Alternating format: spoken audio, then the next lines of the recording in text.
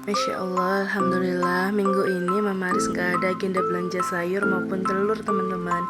Karena Alhamdulillahnya lagi kita dapat banyak kiriman sayur dari tetangga-tetangga yang lagi pada panen. Masya Allah, semoga selalu diberikan kelancaran dalam usahanya.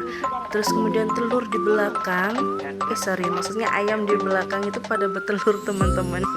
Sampai belibet, maaf ya. Jadi ada 2 minggu ini Mama Aris tuh gak ada belanja telur. Alhamdulillah, semoga kita selalu diberikan nikmat yang tiada hentinya ya. Masya Allah, semoga kita selalu dicukupkan, dimudahkan dalam setiap urusan kita.